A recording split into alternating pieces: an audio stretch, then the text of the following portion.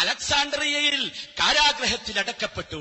അവിടെ നിന്ന് അദ്ദേഹത്തെ മോചിപ്പിച്ച് അദ്ദേഹം കൈറോവിലേക്ക് വരികയാണ്. കൈറോവിലേക്ക് വന്ന ഉടനെ അദ്ദേഹം ഈ സെക്കന്ദരി അതാവുള്ള സെക്കന്ദരിയുടെ പള്ളിയിൽ ചെന്നു. സെക്കന്ദരിയുടെ പിന്നിൽ അദ്ദേഹം നമസ്കരിച്ച് തിരിഞ്ഞു നോക്കുമ്പോൾ അതാവുള്ള സെക്കന്ദരി കാണുന്നത് ഷൈഖുൽ ഇസ്ലാം ഇബ്നു തൈമിയയാണ്. അദ്ദേഹം അത്ഭുതപ്പെട്ടു, ഓടിച്ചെന്ന് കെട്ടിപ്പിടിച്ചു. ആരാണെന്നറിയോ? അതാവുള്ള സെക്കന്ദരി എന്ന് പറയുന്നത് സൂഫി പ്രസ്ഥാനത്തിന്റെ കടുപ്പമുള്ള നേതാവാണ്. ഇബ്നു തൈമിയ കാഫിറും മുർത്തദ്ദുമാണെന്ന് പറഞ്ഞ മനുഷ്യൻ. ആ മനുഷ്യന്റെ പിന്നിലാണ് ഷൈഖുൽ ഇസ്ലാം നമസ്കരിച്ചത്. തീർന്നോ? നിങ്ങൾക്ക് കേൾക്കണോ? അവർക്കിടയിൽ നടന്ന വല്ലാത്ത സംഭാഷണമുണ്ട്. അദ്ദേഹം പറയുകയാണ്, ജയിലിൽ നിന്നാണ് ഇബ്നു തൈമിയ റഹ്മത്തുള്ളാഹി അലൈഹി വരുന്നത്. അദ്ദേഹത്തിന് അറിയാം അദ്ദേഹത്തെ ജയിലിലടക്കാൻ പണിയെടുത്തത് ആരാണെന്ന് അദ്ദേഹത്തിന് അറിയാം. പക്ഷേ അദ്ദേഹം സെക്കന്ദരിയോട് പറഞ്ഞ വാചകം,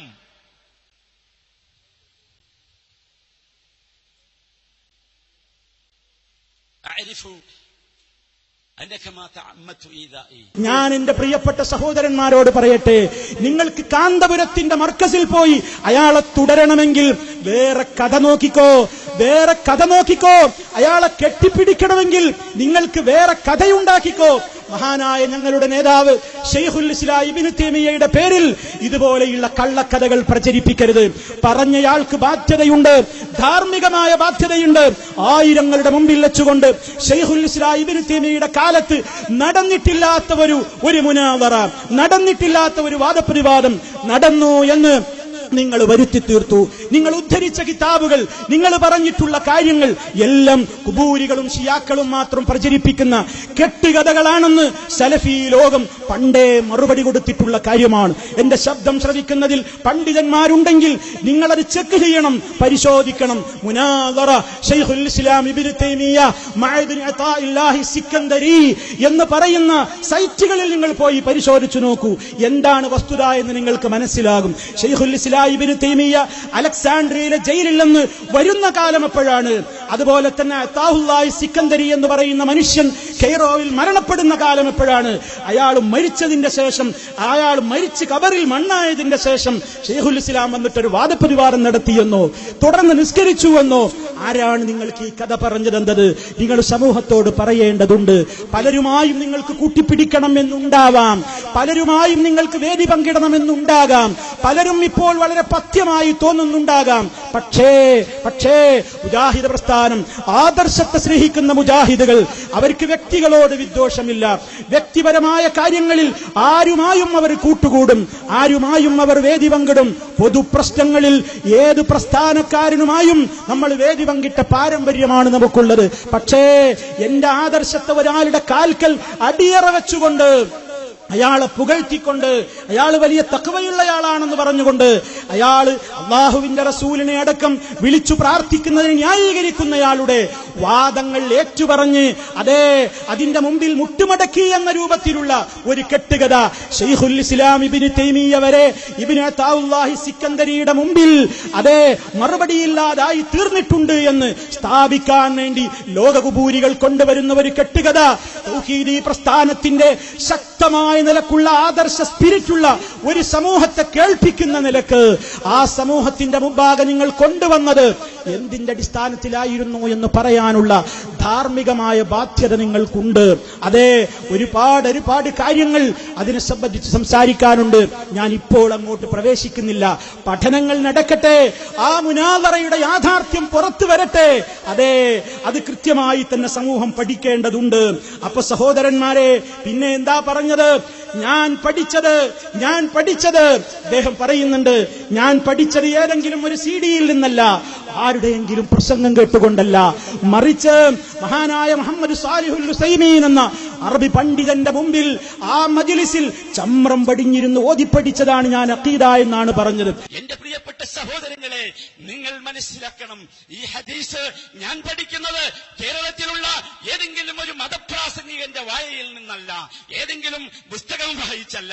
എന്നെ പഠിപ്പിച്ചത് മഹാനായ എന്റെ ഉസ്താദ് മുഹമ്മദ് ബിൻ സാലിഹ് അൽ ഉസൈമീൻ റഹ്മത്തുള്ളാഹി അലൈഹി. അദ്ദേഹത്തിന്റെ മജ്ലിസിൽ ചമ്രം പഠിച്ചിരുന്നാണ് ദഈഫ അഖീദയുടെ വിഷയത്തിൽ വന്ന ദുർബലമായ മുഴുവൻ ഹദീസുകൾ വാക്കുകളും ഞാൻ പഠിച്ചത്. ഇതൊരു അന്തസ്സിന് വേണ്ടി അഭിമാനത്തിന് പറയുകയല്ല. അദ്ദേഹം ഞങ്ങളെ പഠിപ്പിച്ച വാചകമാണ് ഞാൻ പറഞ്ഞത്. അദ്ദേഹം പറഞ്ഞു, ഖാല ശൈഖ് സുലൈമാൻ അബ്ദുല്ലാഹ് ഖാല ഇബ്നു അദി ഹാദൽ ഹദീസ് മുൻകറുൻ. ഇമാം ഇബ്നു അദി പറയുന്നു ഈ ഹദീസ് മുൻകറാണെന്ന്. ഇമാം സുയൂത്തി പറയുന്നു ഈ ഹദീസ് ദുർബലമാണെന്ന്.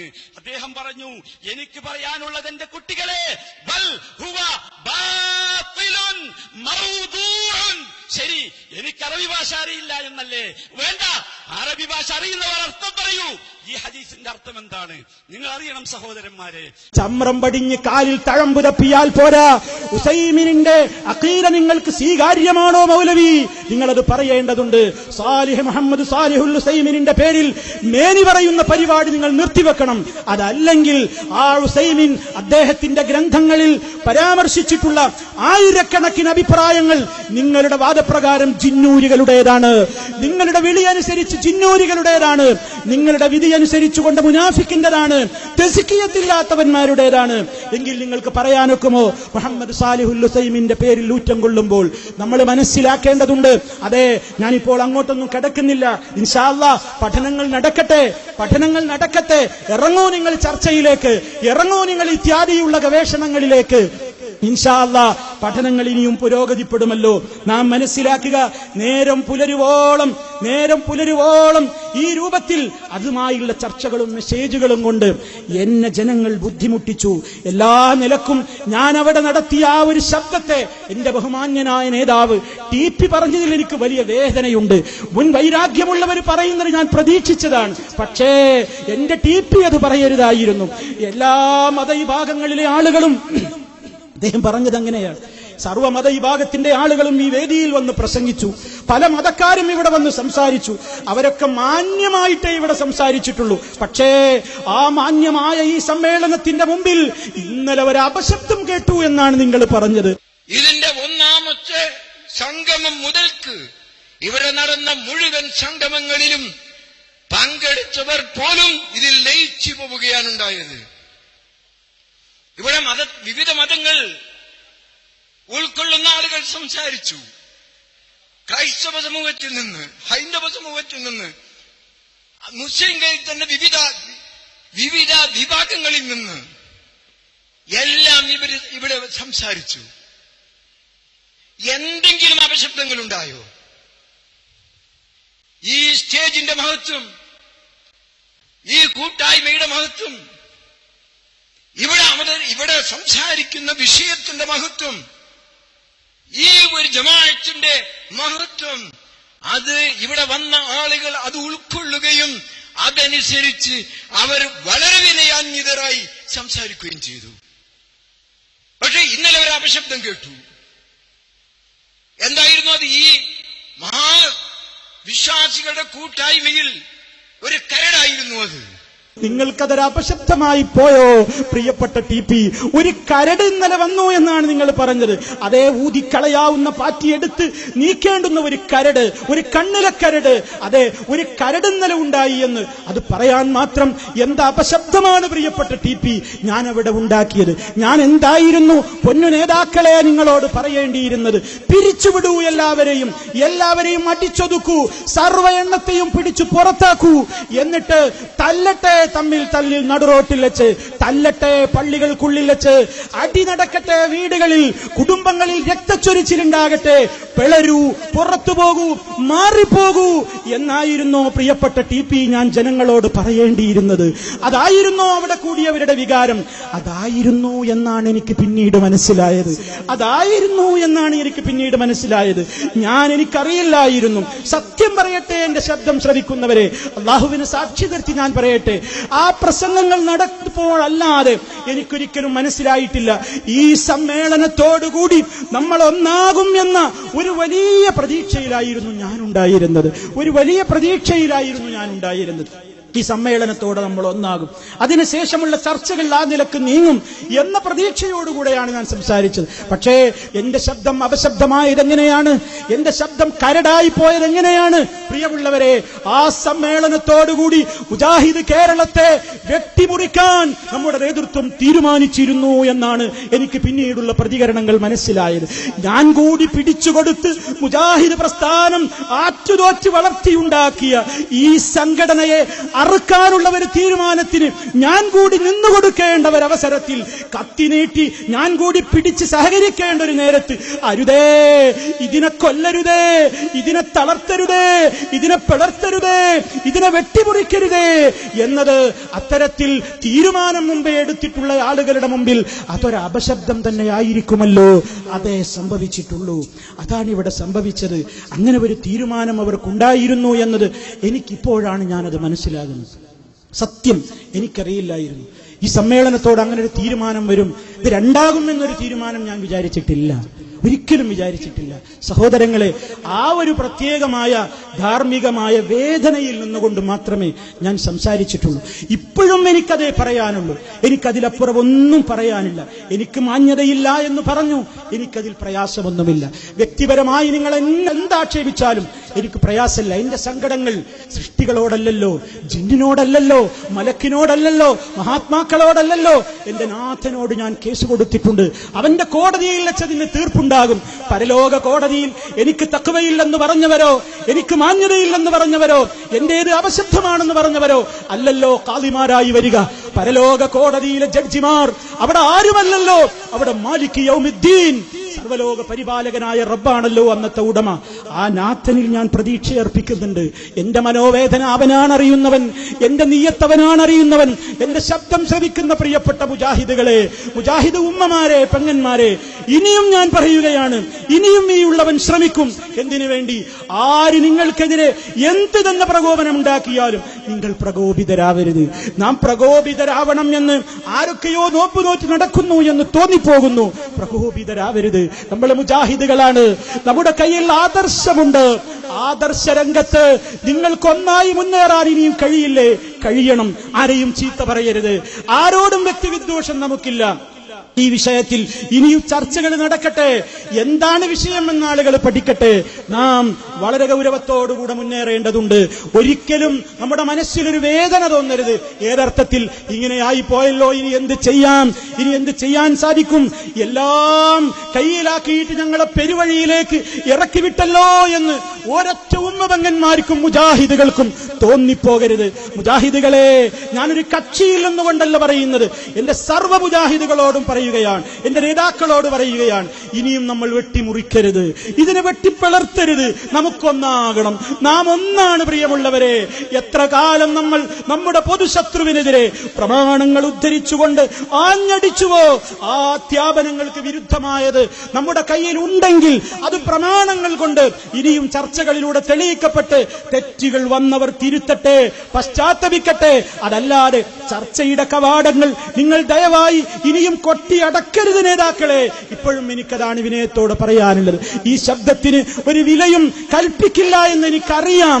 ഒരു പക്ഷേ എന്നാലും എന്റെ ആഗ്രഹം, ഞാൻ എന്റെ 10,000 ഇവിടെ തടിച്ചുകൂടിയ, ഈ കടപ്പുറത്ത് തടിച്ചുകൂടിയ പാരാവാരം പോലെ പരന്നു കിടക്കുന്ന ഈ ജനസഞ്ചയത്തോട് നിങ്ങളുടെ വിനീതനായ നിങ്ങളുടെ ഒരു കൂട്ടുകാരൻ മനസ്സിന്റെ വേദന ഇവിടെ വെച്ചും പങ്കുവെക്കുന്നു. മുജാഹിദുകളെ തമ്മിൽ തല്ലരുത്, മുജാഹിദുകളെ പിരിയരുത്, മുജാഹിദുകളെ ബാപ്പയോടും ഉമ്മയോടും വെറുക്കരുത്, മുജാഹിദ് മാതാപിതാക്കളെ മക്കളോട് നിങ്ങൾ വെറുക്കരുത്. നിങ്ങൾ വിഷയത്തിന്റെ ഗൗരവം അറിഞ്ഞിട്ടില്ല, നിങ്ങൾ വിഷയം ശരിക്കും മനസ്സിലാക്കിയിട്ടില്ല. അത് പഠിക്കാനുള്ള ഏർപ്പാട് ചെയ്യണേ എന്നാണ് നിങ്ങൾക്കെല്ലാവർക്കും വേണ്ടി. നിങ്ങൾ ആരും എന്നോട് സമ്മേളനത്തിൽ നിങ്ങൾ പറയണമെന്ന് പറഞ്ഞിട്ടല്ലാതെ പോലും ഞാൻ എന്റെ വികാരം പ്രകടിപ്പിച്ചത്. നിങ്ങളത് ഉൾക്കൊള്ളണേ എന്നാണ് എനിക്ക് പറയാനുള്ളത്. ദഅവത്ത് ഏത് കാലഘട്ടത്തിലും പ്രയാസങ്ങളിലൂടെ മാത്രമേ കടന്നുപോയിട്ടുള്ളൂ. ഇസ്ലാമിക പ്രബോധനം എന്ന് പറയുന്നത് ആരും നമ്മെ പൂമാലയിട്ട് സ്വീകരിക്കുകയില്ല. പ്രവാചകന്മാർക്കുണ്ടായ അനുഭവങ്ങൾ ഒറ്റക്ക് പോരാടിയിട്ടുണ്ട്.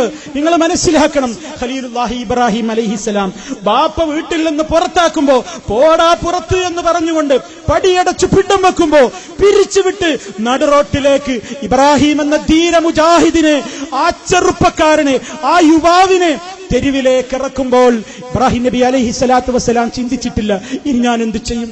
എനിക്കാകെ കൂടാനുള്ള ഒരു കേന്ദ്രം എന്റെ ഉപ്പയുടെ വീടാണ്. എനിക്കൊരു കേന്ദ്രമില്ല, എനിക്ക് കൂടിച്ചെല്ലാൻ ഒരു സ്ഥാപനമില്ല, എനിക്ക് കൂടിയിരുന്ന് ചർച്ച ചെയ്യാനൊരു വേദിയില്ല. ഞാൻ പെരുവഴിയിലായല്ലോ. ഇബ്രാഹിം അലൈഹിസ്സലാം ഭയപ്പെട്ടിട്ടില്ല. പെരുവഴിയിലല്ല മക്കളെ, പെരുവഴിയിലല്ല. ഞാൻ സമ്മേളനത്തിന്റെ അവസാനം പറഞ്ഞ വാചകം ആവർത്തിക്കട്ടെ, അല്ലാഹു മഅനാ, അല്ലാഹു മഅനാ. അല്ലാഹുണ്ട് നമ്മുടെ കൂടെ. തളരരുത്, പതറരുത് മുജാഹിദുകളെ, തളരരുത് മുജാഹിദുകളെ, ദുഃഖിക്കരുത് മുജാഹിദുകളെ. വലാ തഹീനു വലാ തഹ്സനു, നിങ്ങൾ ദുഃഖിക്കരുത്, നിങ്ങൾ പീഡിതരാവരുത്, നിങ്ങൾ പീഡിതരാണെന്ന് തോന്നരുത്, നിങ്ങൾക്ക് നിന്ദ്യതയുണ്ടെന്ന് നിങ്ങൾക്ക് തോന്നരുത്. വഅൻതുമുൽ അഅലൗൻ, നിങ്ങളാണ് ഉന്നതന്മാർ, നിങ്ങളാണ് ഉന്നതന്മാർ.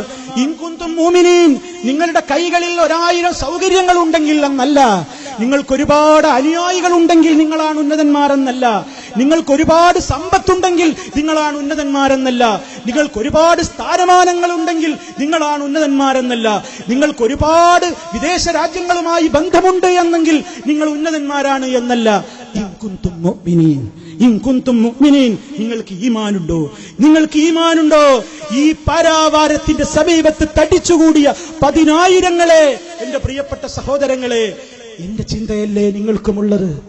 ഞങ്ങൾക്കും അതേ വേദനയല്ലേ ഉള്ളത്? നമ്മൾ പിരിയണോ? ശബ്ദിക്കൂ മുജാഹിദുകളെ, നമ്മൾ പിരിയണോ? പിരിയണോ മുജാഹിദുകളെ? ഒരിക്കലും പിരിയരുത്, ആർക്കും വകവെച്ചു കൊടുക്കരുത്.